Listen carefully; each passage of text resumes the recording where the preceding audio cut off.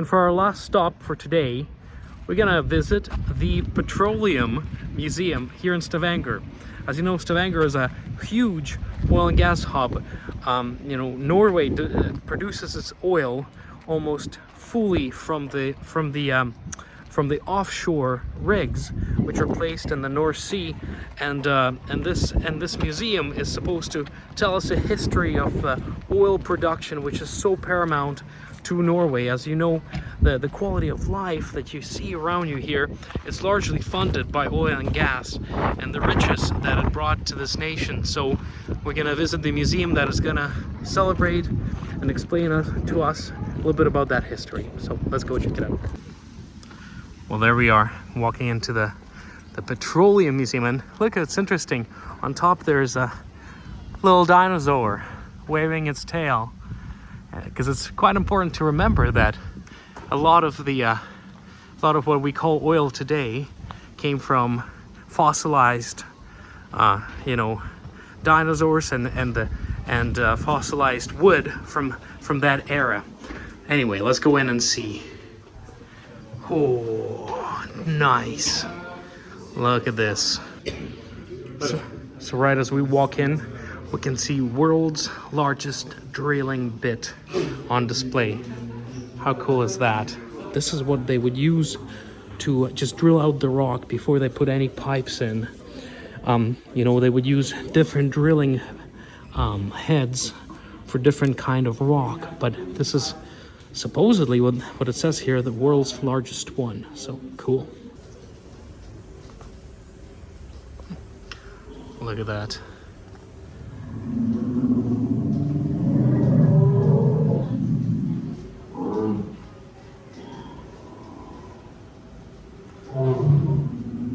This is pretty cool.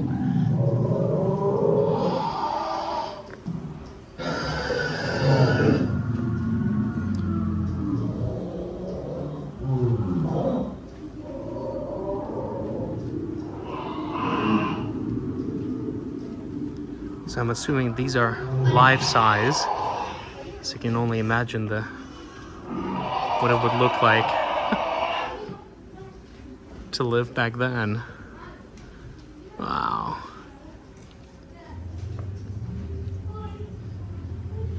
It's so surreal to see these dinosaurs and to realize that our Earth has been regenerated quite a few times.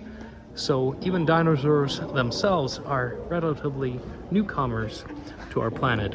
There was different kinds of species before them for millions of years.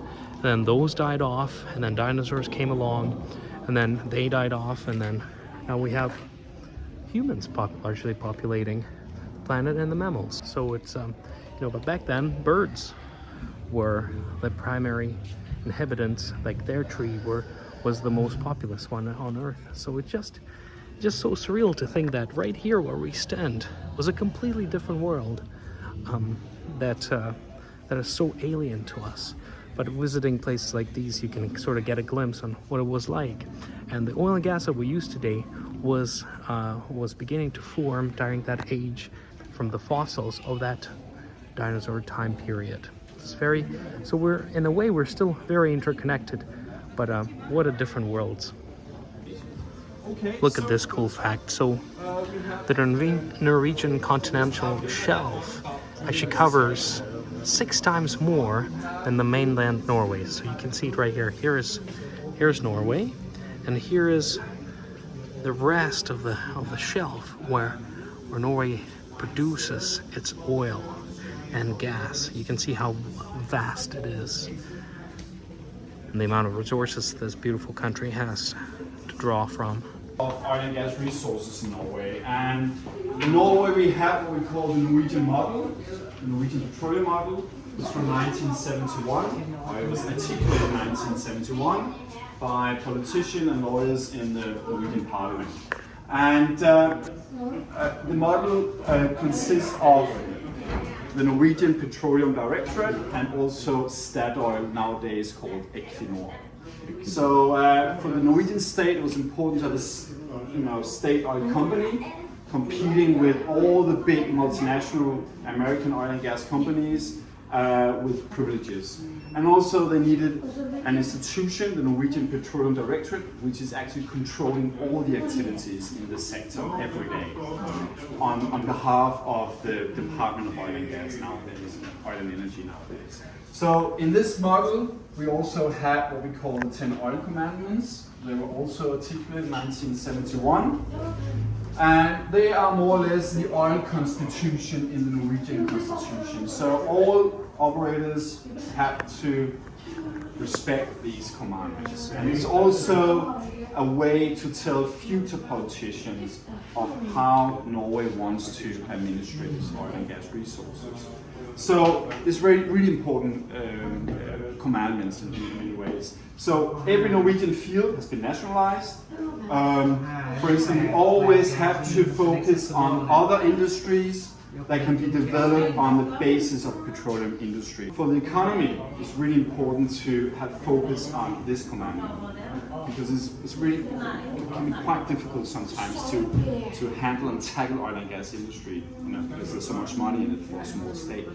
But this is really important. So every time we have an oil recession in the economy, we need other industries, of course. Okay. So the Norwegians, they made big loans in the 60s, 70s and 80s to start all the big investments offshore on the fields and onshore in terms of refineries and gas processing plants. In 1990, the Norwegian State Oil Fund was established in a way to save some of all the revenues from these investments. Otherwise, Norway could risk hyperinflation in a small domestic economy. So during the last 26 years, the fund has increased almost 12 trillion Norwegian kroner. So this is one of the biggest state funds in the world, owned by 5.3 million Norwegians. So this money is being invested in 9,000 companies. 9,000 companies. If you invest that much money in Norway, you will destroy the economy. So Norway owns 1.5 of all world stocks. 1.5% of all world stocks, thanks to this fund. Okay, so this has given Norway a huge political power, and also is secure future economy. Present economy, but also future economy. Okay, so two-thirds of all the money coming from export, taxes from the sector, is actually going into that fund. And then we spend approximately 1/3 on welfare. And in case we have a recession economy, the Norwegian government can actually reach consensus in the parliament to spend 3% of the revenues on an annual basis to save welfare. Yeah. So this is a big important piggy bank. Okay? Yes? Go out again.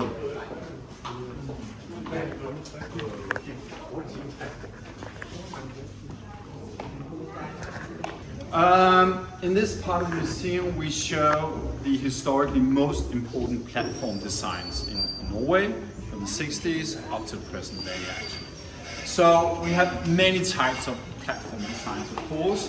And I want to tell you about one important platform design, which is a Norwegian design. You see on this picture on the wall, we have a picture showing you a condi. This is a concrete deep water structure platform, or gravitation platform concrete. This is the Oseberg condi standing on the Oseberg field in the North Sea. And this is a factory that has to produce non-stop 24/7, 365 days a year for maybe 50, 70, 80 years.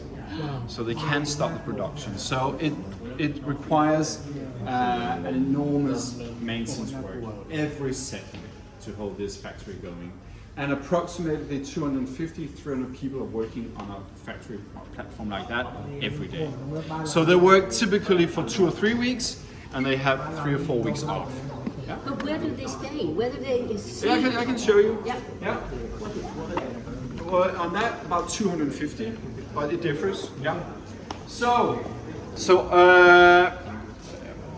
unlike the Bay of Thailand, where you have quite shallow waters, about 40, 80 meters maximum, right? Yeah. 60. We have quite, deep waters in the North Sea, especially in the Norwegian Sea, and it differs a bit in the Barents Sea, but the Norwegian Sea is really deep. In the North Sea, we have depths going from 60 to 70 meters to 350 meters. It's not that deep if you compare with the Brazilian sector or outside of Somalia and other parts of the world, of course, and some parts in the Mediterranean Sea. But Norway is quite harsh areas to produce oil and gas in.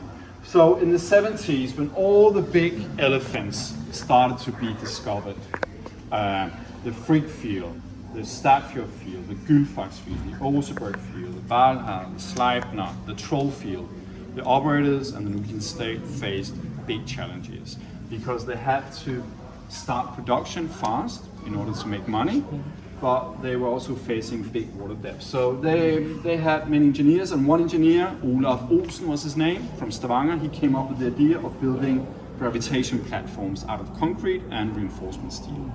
So Norway has built 14 of these condeeps in between 1973 and 1995, and 13 of these condeeps were constructed on an industrial site outside of the city where we have the football stadium today.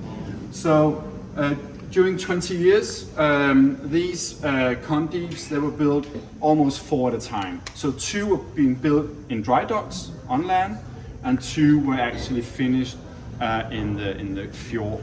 So you had 3 or 4 being built at the same time, actually, for the big elephants in the North Sea. They're only for the North Sea. So as you can see, you have the condeep. This is the concrete part. This is what we call the condeep. And on top of the condeep, we have top deck, production unit.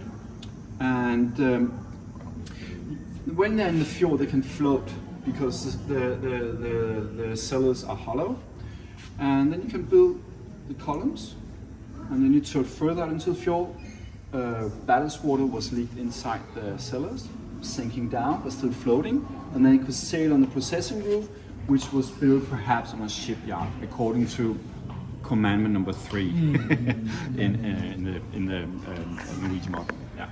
So when it was done, they took out ballast water, it was floating up, and then 6 towing boats was towing the whole condeep out into the North Sea, to the field, and installed it on the seabed, thanks to ballast water and vacuum systems. So 1 or 2 years later, the production could start. Okay, so these are giants. So some of them are standing on 200, 150, 250, 300 meters of water, and they're built so they can produce for nearly 50 to 100 years actually. Yeah, with some. But we don't move them after they stay there. But you can do decommissioning. So nearly. The plan is to actually recycle almost 80-90% of our platform in terms of steel, and then you can cut down the columns down to a certain depth, and then you have to on the sea cards, ocean cards, you have to actually mark them actually. So you cannot remove the cellars, but so down to a certain depth you can. Yeah. Being modeled in the world is from 1978. How about the capacity? About 300 people. Yeah. And how about the production? This has actually produced 800,000 barrels. 800. Yeah. 800,000 barrels. But I think that's maximum. What they can be producing for. So this model shows you how the engineers were working in the 70s when they didn't have access to 3D programs on the computers. So they had to build their own 3D model. And as you can see, we have the factory part here. And here we have the accommodation area. So this is where the workers are sleeping and eating. And the ship, how about the ship for storage? We have standby boats. This for VLCC? Yes, so this has got 4 of these columns holding the roof, and then you have cellars. So the problem, not a problem, but the thing is on the Statfjord field today, the Statfjord field has got 3 of these condeeps, on one field. But there's a lot of gas that has been re-injected in the 70s, 80s, 90s. Now they're going to produce the gas. So some of these platforms, they have to be transformed into gas platforms instead of just oil platforms. Yeah. Okay, this is the Troll A platform standing on the Troll field. And this is also the last condeep that will ever be built in Norway. So this is from 1995, and you see the water depth in that area is 300 meters. The whole platform, the total platform is 472 meters high, nearly half a kilometer high, and it has a weight of 1 million ton when it's loaded with gas in the cellars. So the gas go through pipes to the Norwegian shore, where it's being processed and sent out to the markets. So you can see the walls in this part of the platform. We have this size of concrete walls with reinforcement steel inside. So we have enough reinforcement steel inside the concrete to build 14 Eiffel Towers in Paris. Yeah. We need divers on a daily basis in the North Sea to do all types of jobs on the seabed, around the platforms, around installations, inspecting pipes, inspecting work going on actually. But of course, divers today are not allowed to dive deeper than 180 meters. That's the limit. If you have to go deeper than 180 meters, which happens quite often, the operators in the state have to use drones, LVs. But until the early 1990s, according to the law, divers could actually dive 300 oil workers have died in the oil and gas industry. The biggest accident happened in 1980, on the 27th of March 1980, when a rig on the Ekofisk field capsized and causing the death of 123 people in 30 minutes and 89 rescued.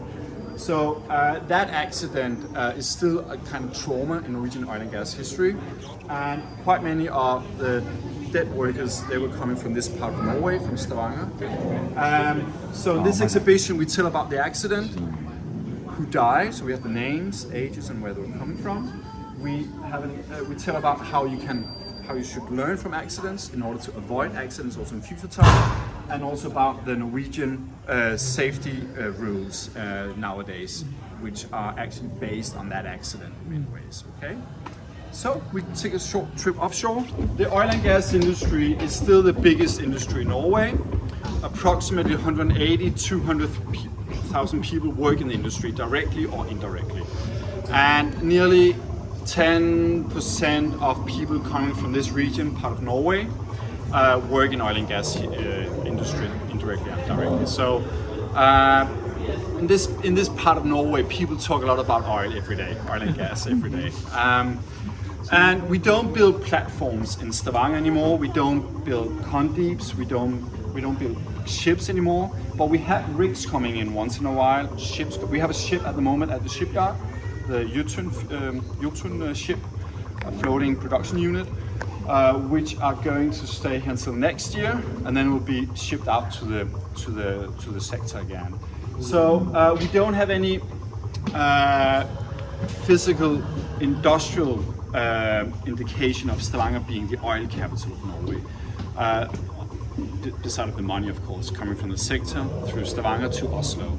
But we have helicopters going over the town every day with oil workers going back and forth between the coast and the platforms. So now we take a short helicopter trip and we land on the Ekofisk Alpha 1971. Follow me.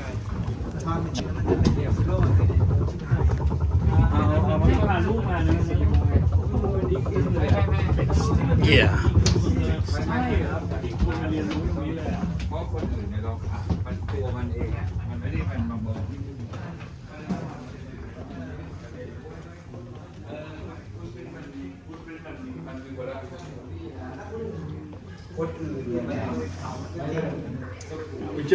We have pictures of oil workers from different eras.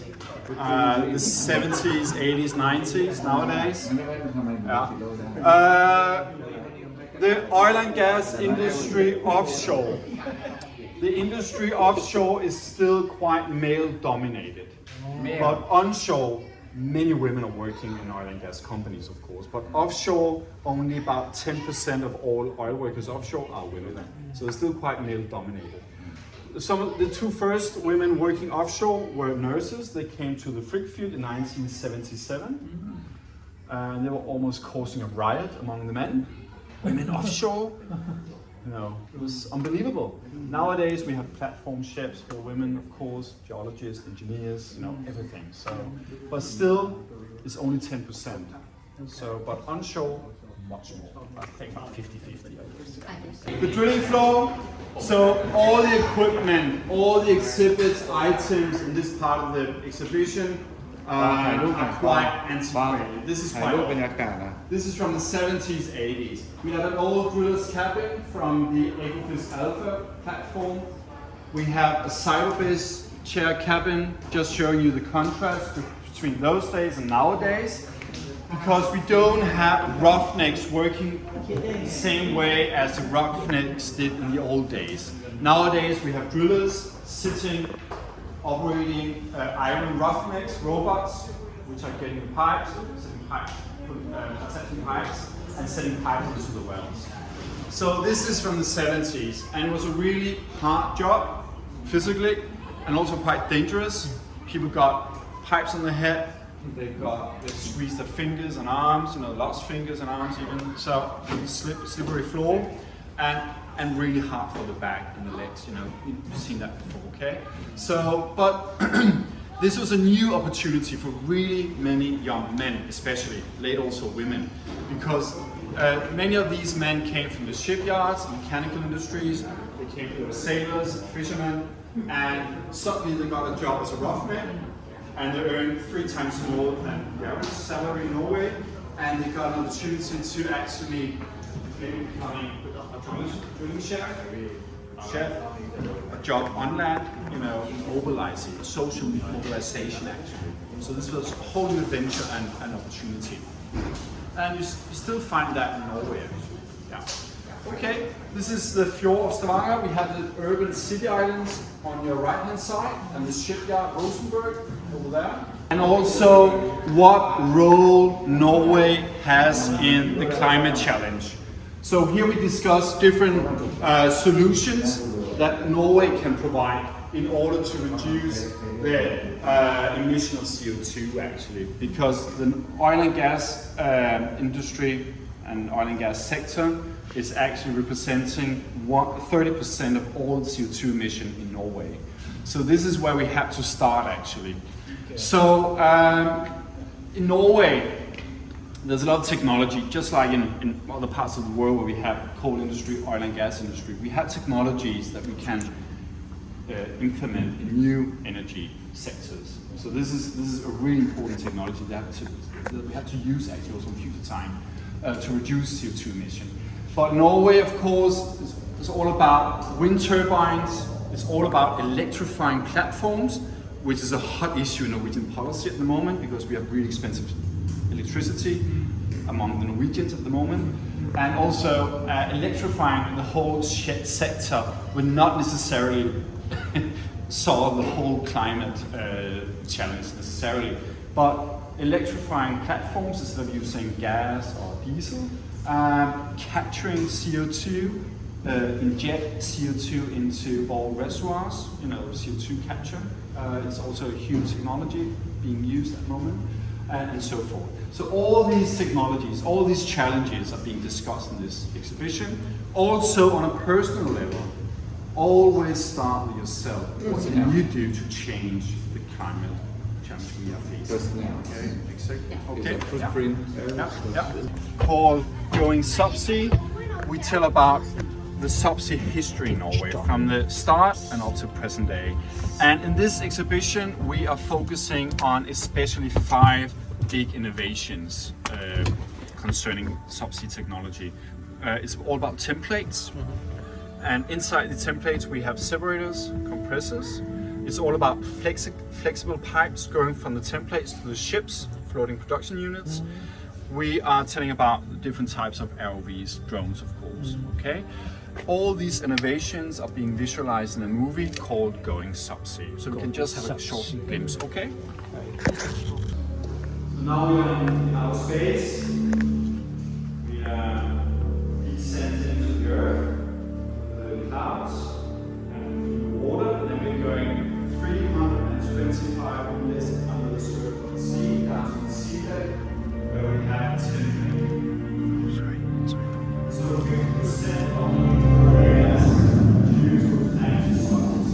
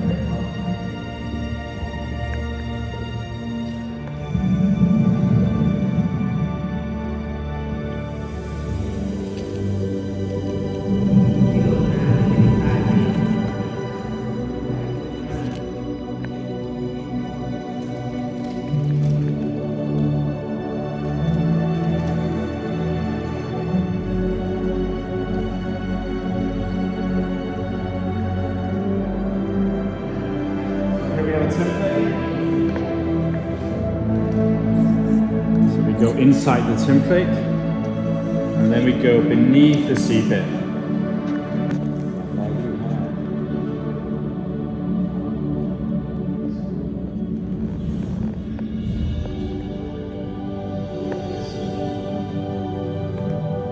Then we go about 3,000 meters beneath the seabed to the reservoir.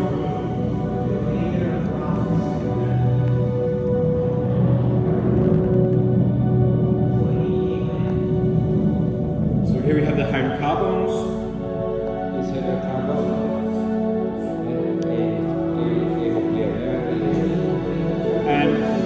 And the template has to separate the hydrocarbons and water. Now we are back inside the template.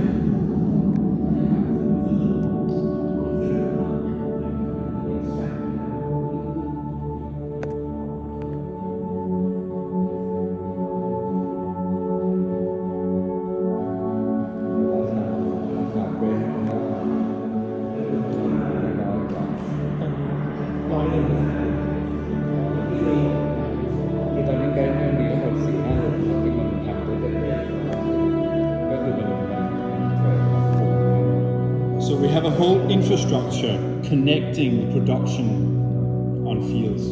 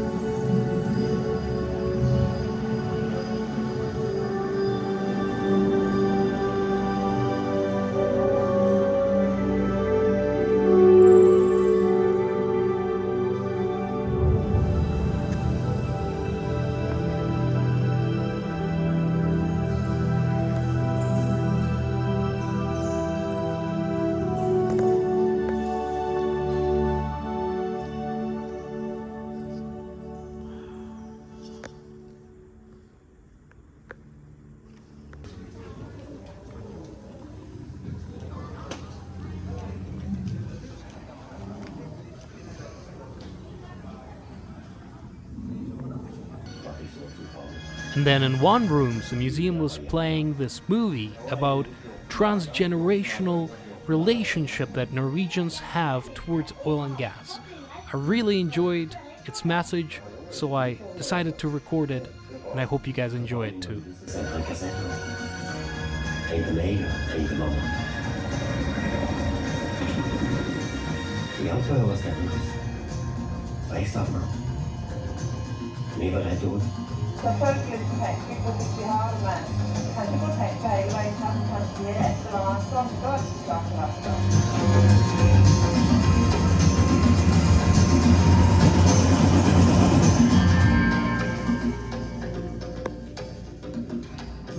I påsken 1980 så skjønte hele landet at det var grunn til å være redd.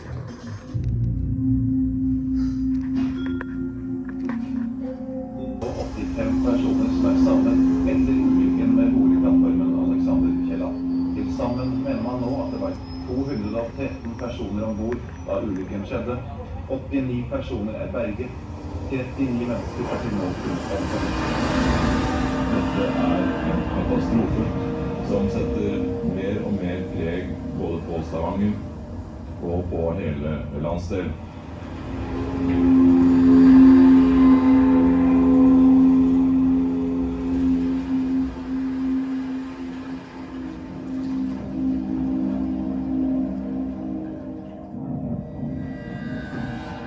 Plattformfaget slet inn til ganske år, hvor han lå i 3 år etterpå.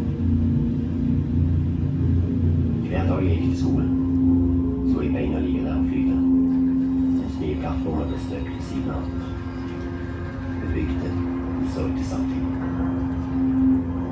Fagforeningen og de etterlatte ville vite hva som hadde skjedd, og forhindre at det kunne skje igjen.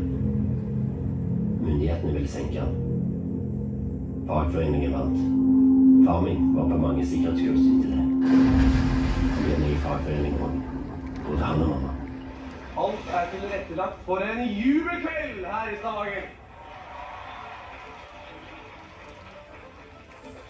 Olje ble norsk etter kjenner. Stafjuar og det til bygd i Norge. Og norsk teknologi.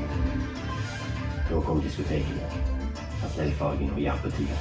Muligheter for små mobiltelefoner, som velger prøver på vinningsapparat. I en by der det før hadde bare vært 2 puber, var det nå nattklubber overalt. Det var noe annet. Based.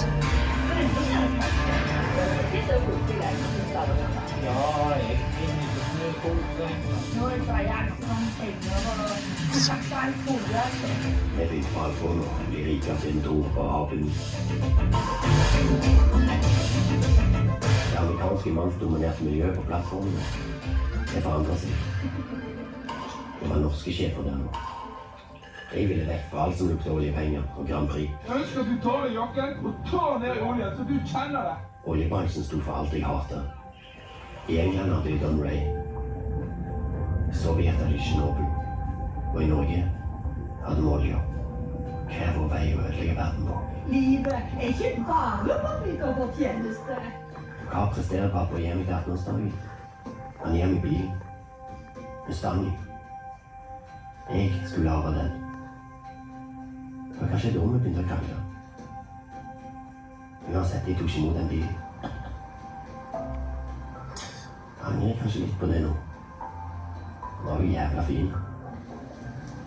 Olja gjorde nye sprang etter det. På 90-tallet bygde vi det største byggverket menneskeheten har klart å flytte på. Og Norge ble stadig rikere. Og oljefondet, det er på 7000 milliarder. Det er svært mye penger. Norge er verdens beste land å bo i, det konkluderer. Her er ingen fattigdom, knappest noen kriminalitet. Den har jo da fått et ledelse, kanskje, som er noe høyere enn det som hadde tidligere.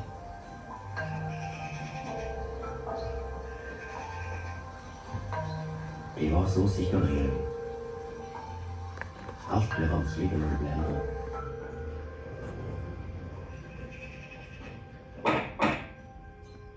Faren min var på min alder da. Jeg husker ikke hva vi kranglet om.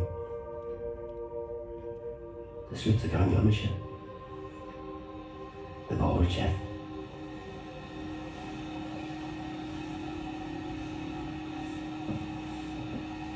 Mamma? Mamma?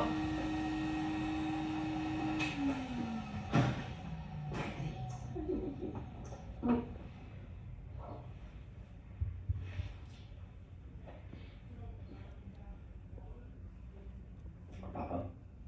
Han dro på hytta.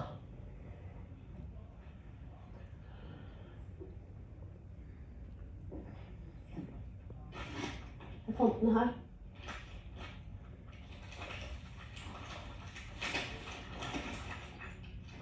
Den er fra 80-tallet. Jeg tenker at vi gjorde det. At vi setter kassetter i hverandre. Så kan du høre på den i bilen. På vei til hytta. Mamma, du er klar over at det var en stund siden at bilen kom med kassettspilleren, sånn at du vet det. Jeg vet hvor det er en kassettspiller.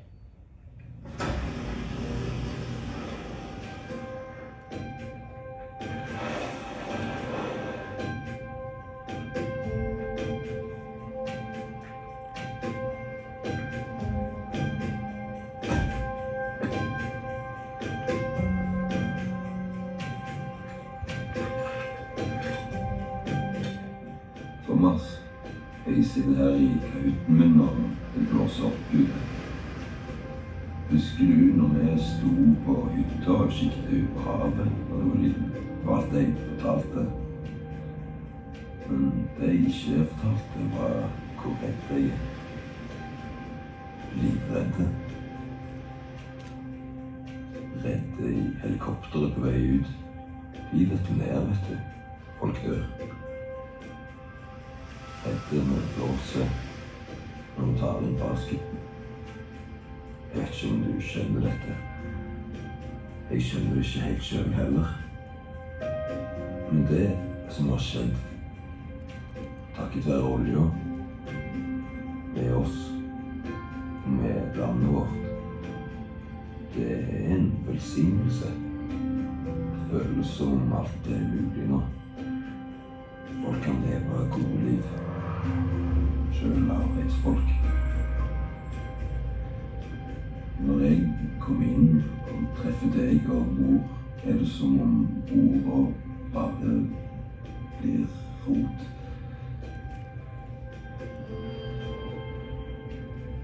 Men uansett hva som skjer, Thomas, jeg vil at du skal høre dette. Jeg er så stolt av deg. Så utrolig stolt av deg.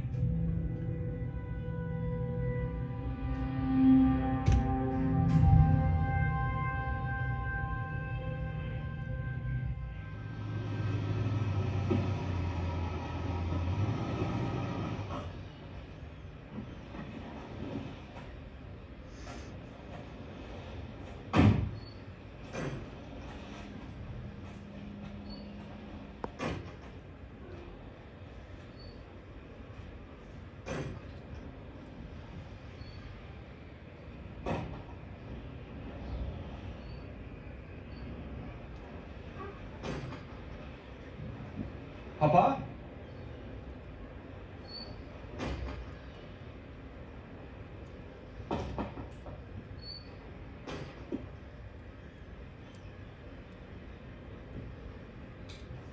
Pappa?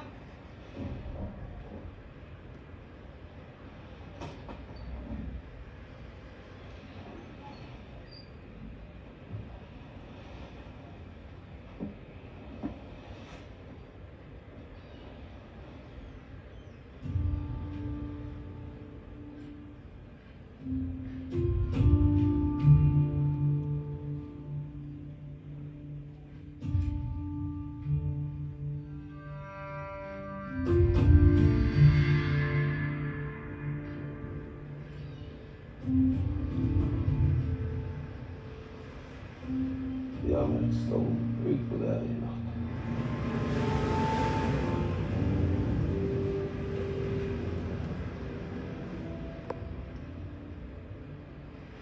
Hva står det for?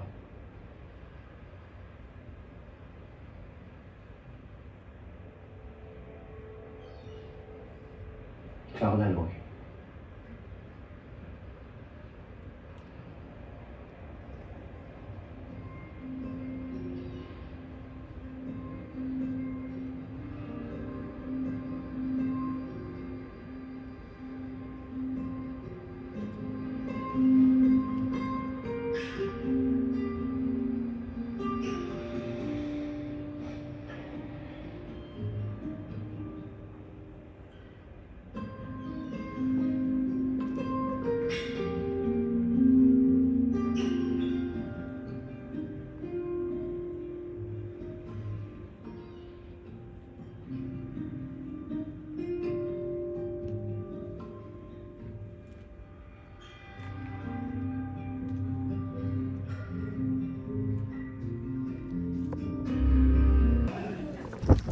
All right, guys, so we just visited the Oil and Gas Museum here in Stavanger, and boy, is it awesome. You know, it's a proud history of Norway developing its beautiful resource of oil and gas, and I like how they're not ashamed of it. You know, they show you exactly how it happened, where the source is, how they do it, with what technology they do it, and you know, and if there were accidents, they showcast it, and they encourage people to learn from them, because you know, accidents always happen. But the priority is that oil and gas is a beautiful industry that makes money for people around it. I like how the central point is that oil and gas is not bad. It is a tool you can use to make life around you much better. You know, you can enrich your country, and then with those funds you can build roads, employ people, get rid of crime, get rid of homelessness, right? And the same way you can use that money to develop other industries like solar and wind, but not forgetting that oil and gas is still an integral part of our planet. So I'm happy that they're not ashamed to say that they are proud of their oil and gas. That is awesome. Good job, Norway.